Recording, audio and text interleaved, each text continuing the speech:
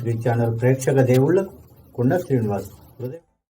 తెలంగాణ అస్తిత్వానికి ప్రతీకగా, తెలంగాణ ఆత్మాభిమానం కోసం, తెలంగాణకు నీళ్లు, నిధులు, ఉద్యోగాల విషయంలో జరుగుతున్న తరతరాల దోపిడీకి, అన్యాయానికి వ్యతిరేకంగా తెలంగాణ ప్రజలు ఉవ్వెత్తుగా లేచి ఉద్యమం చేసి తొలి దశ ఉద్యమంలో దాదాపు 369 మంది తమ ప్రాణాలను అర్పించడం జరిగింది. అలాగే తెలంగాణను కలిపినప్పుడు కూడా, తెలంగాణ ఆంధ్రను కలిపినప్పుడు కూడా చాలామంది విద్యార్థులు, చాలామంది అమరులైన సంగతి అందరికీ తెలిసిందే. ఒకప్పుడు తెలంగాణకు ప్రత్యేకమైనటువంటి హక్కులు ఉండేవి, భూముల విషయంలో కానీ నిధుల విషయంలో కానీ ఉండేవి.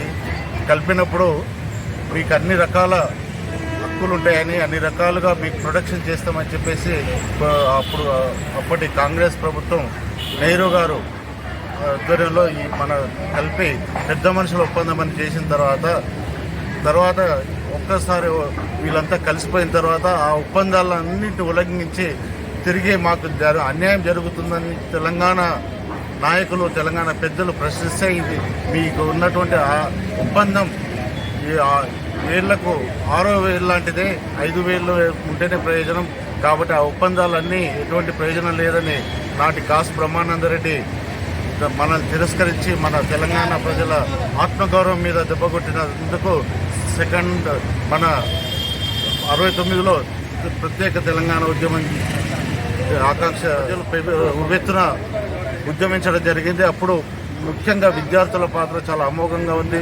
వాళ్ళు దూటాలకు ఎదురొద్ది ప్రతి విషయానికి వెనక్కి పోకుండా 369 మంది ఆ రోజున ప్రాణాలు వడ్డడం జరిగింది. తర్వాత మలిదశ ఉద్యమంలో పెద్దలు కేసీఆర్ గారి నాయకత్వంలో అన్ని సకల ప్రజలు, సకల జనులందరూ కూడా ఉద్యమం చేసి పిల్ల జిల్లతో సహా అందరూ కూడా రోడ్డు మీదకి వచ్చేసి ఎన్నో రకాలుగా వాళ్ళు త్యాగాలు చేసి, వంట వార్పు చేసి, ఆర్టీసీ బస్సులను ఆపేసి, రాస్తా రోకోలు చేసి, లాఠీ దెబ్బలు తిని శాంతియుతంగా తెలంగాణ ఉద్యమ సాకారం అయ్యే విధంగా మన పెద్దలు కేసీఆర్ గారి నాయకత్వంలో తెలంగాణ ఉద్యమం సాకారమైంది.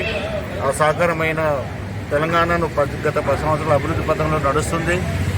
ఏదైతే ఉద్యమం కోసం, ఏదైతే తెలంగాణ ప్రజల ఆకాంక్ష కోసం, ఏదైతే ఉద్యోగుల కోసం, ఏదైతే చిన్న స్థాయి ప్రజల కోసం జరిగిన ఉద్యమం, ఈ ఉద్యమ ఆకాంక్షను ముందుకు నెరవేరే విధంగా ప్రతి ఒక్కరికి కూడా వారి ఆకాంక్షలు, తెలంగాణ అభివృద్ధి నెరవేరే విధంగా తెలంగాణ అన్ని రకాలుగా ప్రపంచంలోనే అత్యుత్తమ మోడల్గా అభివృద్ధి చెందే విధంగా మనం అందరం కూడా ప్రతి ఒక్కరు కృషి చేయాలని చెప్పేసి ఈ దశాబ్ది ఉత్సవాల ముగింపు ఉత్సవంలో భాగంగా మా అందరం కోరుతూ, మనం రాబోయే 10 సంవత్సరాలకు సరైన ప్రణాళికలు వేసుకొని తెలంగాణను అగ్రగామిగా నిలపాల్సిన అవసరం ముఖ్యంగా యువకులకు, విద్యార్థులపైన ఉందని చెప్పి భావిస్తూ ఆ ఆశయాన్ని ఈ రోజు నుంచి మనం తీసుకోవాల్సిందిగా కోరుతూ నాకు ఈ అవకాశం ఇచ్చినందుకు ముగిస్తున్నా. జై తెలంగాణ.